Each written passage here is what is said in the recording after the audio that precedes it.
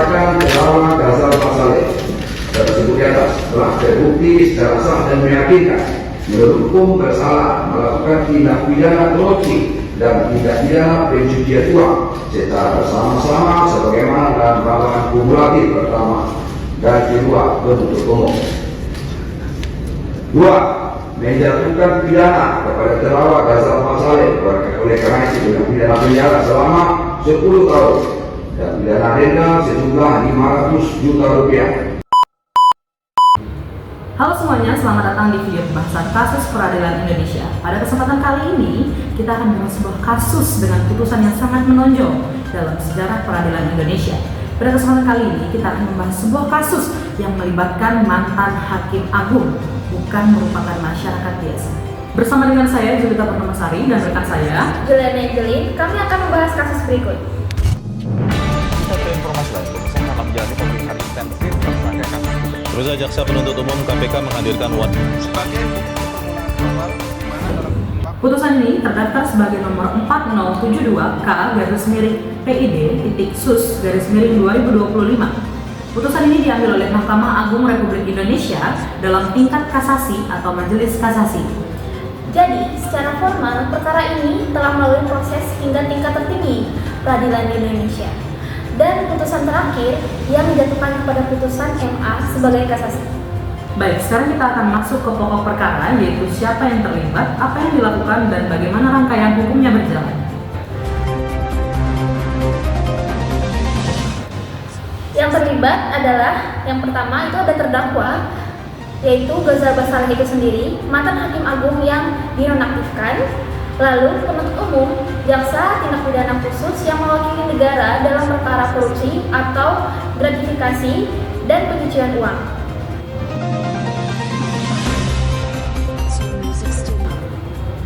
Perbuatan hukum yang menjadi sengketa, terdakwa didakwa menerima gratifikasi, yaitu keuntungan atau pemberian yang berkaitan dengan jabatannya sebagai Hakim Agung, dan kemudian melakukan tindak pidana pencucian uang atau TPPU dari hasil gratifikasi dan atau hasil kejahatan tersebut.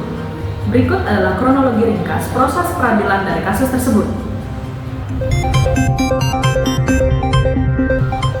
Pada tingkat pertama di Pengadilan Tindak Pidana Korupsi, terdakwa dinyatakan bersalah menerima gratifikasi dan melakukan TPPU.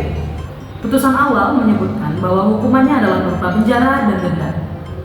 Selanjutnya, terdakwa mengajukan banding. Di tingkat banding, Pengadilan Tinggi DKI Jakarta memperberat hukuman menjadi 12 tahun penjara.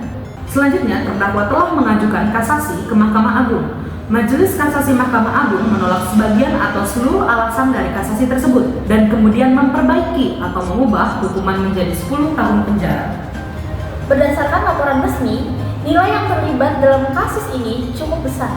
Misalnya, gratifikasi senilai 650 juta dan TPPU senilai puluhan miliar rupiah dalam periode 2020 sampai 2022. Sengketa pokoknya adalah apakah pemberian atau penerimaan tersebut memang berkaitan langsung dengan jabatan Hakim Agung dan kewenangan yang melekat padanya, serta apakah ada perubahan, penyamaran aliran, dan sehingga memenuhi unsur pencucian uang. Karena jika iya, maka unsur-unsur korupsi dan TPPU terpenuhi. Karena posisi terdakwa sebagai Hakim Agung, maka prosesnya menjadi sangat penting, bukan hanya dari sisi pidana, tetapi juga dari sisi institusional. Ada beberapa hal mengapa kami memilih kasus ini untuk dibahas dalam video kami. Yang salah satunya adalah terdakwa merupakan seorang Hakim Agung, bukan warga sipil biasa. Ini menjadi poin yang sangat amat menonjol karena dalam sistem peradilan, seorang Hakim Agung adalah simbol keadilan, integritas, dan kepercayaan publik. Ketika orang di posisi tersebut terlibat tindak pidana korupsi atau gratifikasi atau TPPU, maka bukan hanya persoalan individu, melainkan kredibilitas lembaga peradilan secara keseluruhan. Selanjutnya, hal yang menarik dari kasus ini adalah perubahan hukuman di tingkat kasasi. Awalnya dibanding hukuman 12 tahun, kemudian di MA dikoreksi menjadi 10 tahun. Fakta bahwa hukuman dipotong memicu publik bertanya, apakah proses kasasi berjalan adil?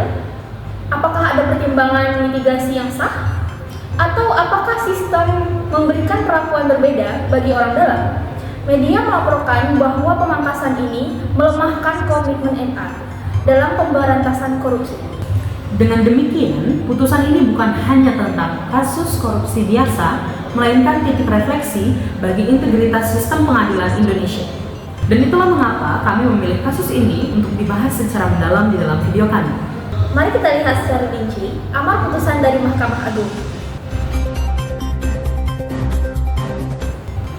Putusan Mahkamah Agung dengan nomor 4072K/PID.Sus/2025 diputus pada tanggal 19 Juni 2025 oleh Majelis Kasasi Mahkamah Agung.